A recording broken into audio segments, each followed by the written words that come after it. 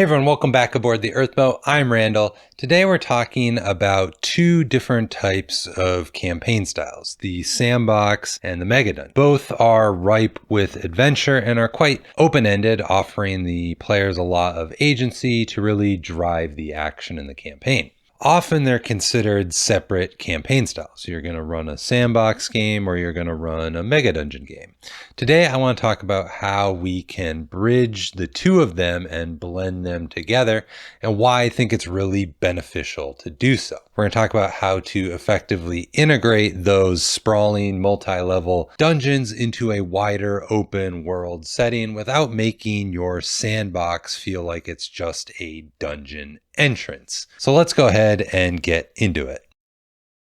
First off, why even bother blending a Megadungeon with a sandbox? Well, I think the beauty of a sandbox game is the player agency and the exploration aspect. They can really go anywhere on your map and do anything or check anything out that they'd like to do. A Megadungeon, on the other hand, I think provides a more focused experience, often quite dangerous, and really some incredibly rewarding challenges within kind of this more contained environment. When you combine the two of them, I think you're starting to get the best of both worlds. You have that freedom of the sandbox with the deep interconnected exploration aspect of a classic dungeon crawl. It also gives the players a central hub of adventure, a consistent home base for their dungeon delving. If they want to go dungeon delving, why not just check out the giant Megadungeon on the map? Yet it still also allows them to explore the surrounding wilderness, interact with the towns, and pursue other quests. There can be other dungeons in your sandbox too, of course. This prevents your sandbox from feeling a little bit less aimless. Of course, there are other ways to mitigate that I've talked about on this channel before, but it also helps prevent the Megadungeon from feeling too isolated. Sometimes when you run a Megadungeon campaign, the players don't really have a sense of purpose on why they're in the dungeon other than just to explore it. I think if you blend the two of them together, then you can really have this nice harmony of the Megadungeon being important to the larger region around it and have those connections between the Megadungeon and the sandbox really start to work together well. But you can also have other interesting stuff happening in the world too. And the players really get to make the choice of, do they want to do some overland exploration that session, or do they want to go dungeon delving in the mythically large Underrealm? The first step in integrating your Megadungeon is all about the lure. You need to make your dungeon discoverable. So how do you introduce a Megadungeon into your sandbox organically? You don't just plop it down. You need to make some sort of lure on why the players would go check it out. It needs to be discoverable and intriguing. There are a few different ways we can do this. First is rumors and legends. This is really classic D&D. Have NPCs whisper tales of ancient ruins or, lost treasures, terrible beasts, things like that, and a general location on where they might reside. These rumors can really be vague at first and become more specific as the players start to investigate and learn more about these legends. Secondly is physical signs. Perhaps there are strange geological formations or old ancient roads leading nowhere, or even clear signs of previous expeditions.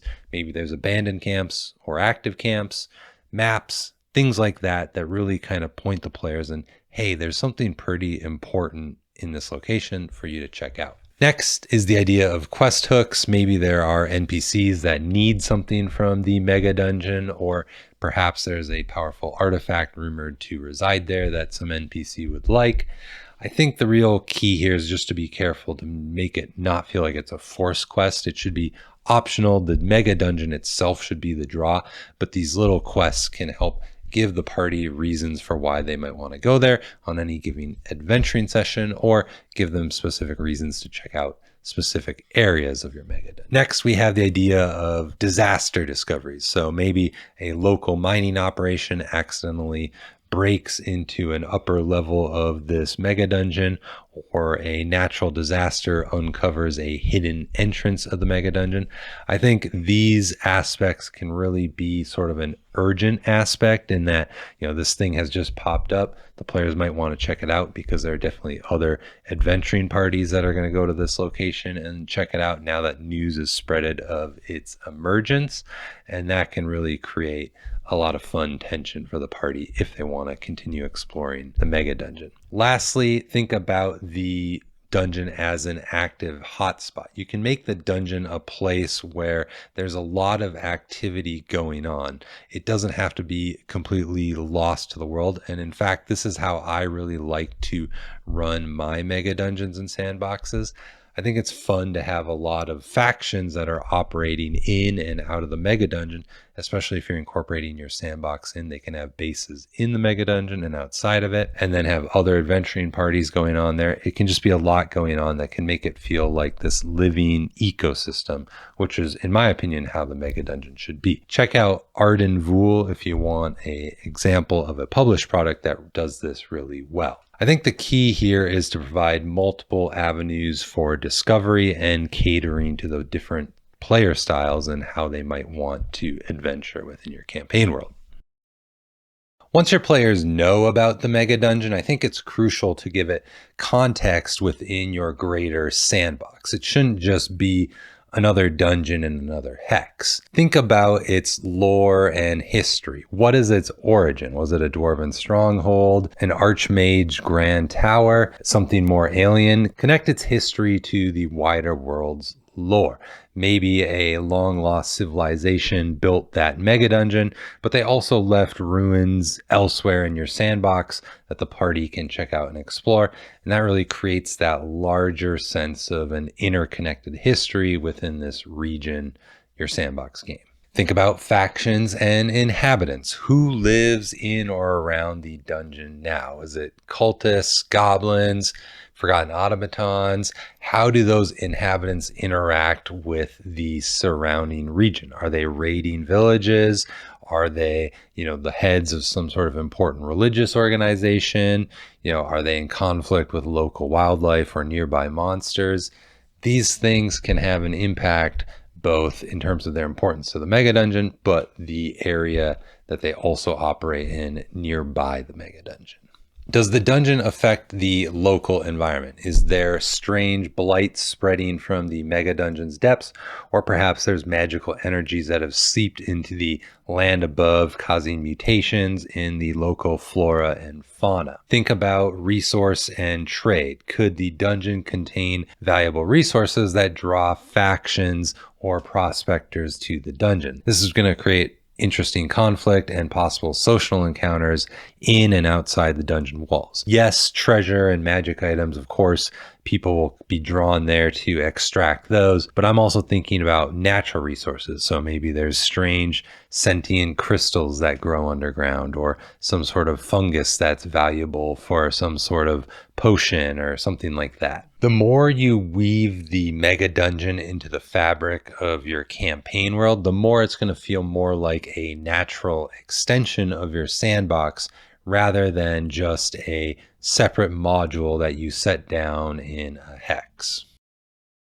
Step 3 is to really think about the connections between our mega dungeon and the rest of the sandbox around it. I think this is really where the magic happens. A good mega dungeon in a sandbox isn't just about going into that dungeon. It's also about what's happening around it and how the dungeon itself influences the outside world. And when we're talking about connections, I mean both physical connections and then also ones that happen through player interactivity or the creatures that occupy the mega dungeon. So the first would be a physical one, and that's the idea of multiple entrances. Of course, your mega dungeon has to have more than one entrance. There's not just one front door. You should have obvious entrances. There should be hidden entrances, secret passages, or maybe even magic portals that connect to different parts of the mega dungeon from other locations in your sandbox. This encourages a wider exploration and offers potential escape routes or tactical advantages for those who are able to find them and utilize them. Next, we have the above ground elements. Are there any surface structures that are connected to the mega dungeon below? Ruined castles, maybe guard towers, or ancient ceremonial sites. These could provide clues or information about the mega dungeon below, or entry points to lower levels of the mega dungeon. Next, we have dungeon externalities. Does the dungeon have an impact on the world beyond its entrances? Maybe a river flows out of the lowest level and that carries some strange minerals or weird mutated fish. Perhaps there's a natural shaft that vents out noxious fumes, and that creates a local dead zone above ground nearby that exit. These external effects provide reasons for the players to be interacting with the dungeon even when they're not necessarily inside it. Next, we can think about player choice and consequence. If the players are clearing out a monster's lair in the mega dungeon, well, does that improve the safety of a nearby trade route? Or if they awaken a powerful entity in the mega dungeon, does that now threaten a nearby town that's closest to that entrance? Make their actions inside the mega dungeon have ripples and effects outside of it. Lastly, we can think about points of interest around the dungeon. Don't just have the dungeon be the only one thing in the area. You could have other points of interest that are connected between them. Maybe there's a hermit shack or a small village or a bandit camp nearby that is set up because there are adventurers coming in and out of the mega dungeon with treasure. These provide places for the players to rest or explore, maybe gather some information and face new challenges when they're not delving in the mega dungeon, but still have kind of impacts for both the overland and the underground. I really like to think of it as kind of a spider web. So the mega dungeon is sort of the central point on your web, but the threads extend all around to the sandbox around it and kind of connect them all together. Finally, we need to talk about pacing and progression when you have a sandbox and mega dungeon joined together. The first thing to keep in mind is to have open-ended objectives for the party. Instead of a single linear quest, of course, you should be providing multiple hooks and goals within the dungeon and the overland. Maybe there are several powerful artifacts to find or different factions to interact with or other mysteries to unravel. This really allows the players to set the objectives that are most interesting to them or most important to them, and then they can kind of go from there. If you're blending the two together, I really encourage to think about the hub and spoke model. The mega dungeon acts as kind of the central hub, this main draw where the players can go delve, return to the surface world, sell their loot, train, gather more information, or pursue other sandbox adventures. But they have this central area to return to. I think this cycle really keeps both aspects of the campaign fresh, so they can check out the mega dungeon for a while, or they can go hex crawling if they'd like. When you have a mega dungeon, make sure that there is escalating challenge within it. As the players are delving deeper, the challenges should increase. New types of monsters, more dangerous traps, more complex environmental hazards. This natural progression, of course, incentivizes deeper exploration because the treasures and the rewards down and lower levels should be greater. But it also helps set up some natural obstacles or stopping points. Maybe the party isn't ready to go to the next level below. Well, they can go above ground for a while, explore, maybe get some more experience, get some more information, and then they're ready to tackle that next challenge one level deeper within the mega dungeon. Lastly, just don't try to force anything. The beauty of the sandbox is really the player agency. If your players aren't feeling the mega dungeon for a session or two, let them go ahead and explore overland and check out other parts of the world. That's the whole point of having the two blended together. The dungeon's still going to be there for them when they want to get back. If you plan it right, if there are lots of factions and lots of action, maybe the mega dungeon changes while they're gone, of course, but when they return, it'll still be there for them to check out and adventure once more. Sometimes taking a break from the mega dungeon or the overland travel really kind of helps them come back with a fresh set of eyes, renewed vigor to take on whatever challenges they wish to pursue. Now, before we wrap up this video, I think I would be remiss if I did not discuss a few drawbacks of blending both a Megadungeon and a Sandbox together. And I don't want to paint it as this totally rosy, great picture when there are definitely a couple watch-outs to keep in mind. I can think of two major drawbacks of blending the Megadungeon with the Sandbox. The first is that you're just going to have to design both a Sandbox and a Megadungeon. This is more work. A lot more work, and you should not underestimate this aspect, especially if you want to have that Megadungeon tying to the overland in sort of this nice, elegant way. You're going to need to know something about both the design of your overworld and the dungeon and kind of be working on them together to make sure that the pieces are blending well with one another. This is a lot of work. Shouldn't be underestimated. If you want to mitigate this somewhat, you could use a published product for either your Sandbox or your hex map or a published Megadungeon, and then read that, understand it, and then think about how are you going to build an overworld that works with that published Megadungeon, or how you're going to build a Megadungeon that works with that published Sandbox. It can be done. It's a little bit less work, but you do have to think and understand the product that you're using to make it work in a nice, clean way. The second drawback of blending the two together is the fact that the Megadungeon is going to be the dominant feature in your Sandbox. Now, this is both a bug and a feature. You're blending the two styles together because you want that large presence there. You want that big Megadungeon there. And it definitely provides all of those benefits that we've already touched upon. But because you've put such this large looming presence in your Sandbox, well, your players could just spend their whole time in that location, most of that location, never really checking out your overland if they didn't want. In which case, you aren't really taking much advantage of the overworld aspect of blending the two together. I think to mitigate this, you should be trying to make sure that you are offering compelling reasons to the party to both enter and exit the Megadungeon. If you integrate them together in a way where the party is going to want to see more of the Sandbox and more of the Megadungeon, they're going to start to really realize that there's true depth and a lot of thought you've put into both, into creating both and making this kind of cohesive campaign picture. And that's going to be pretty rewarding.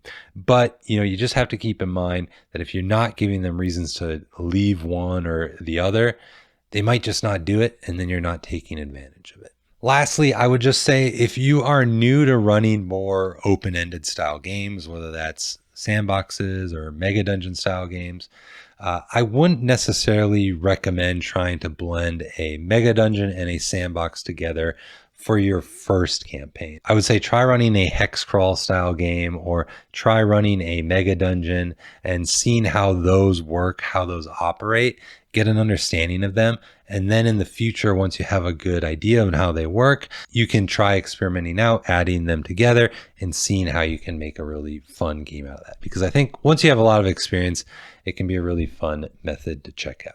Blending a Megadungeon into your hex crawl Sandbox campaign isn't just about dropping down a big dungeon on your map.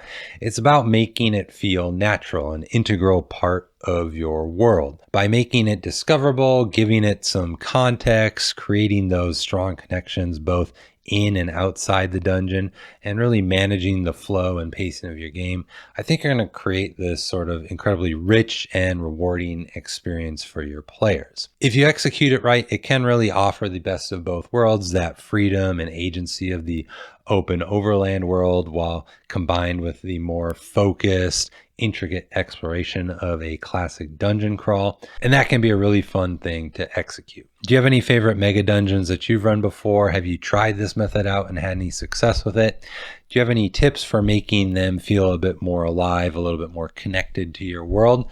Let us know down in the comments below. If you enjoyed the video, please hit the like button and consider subscribing if you haven't already.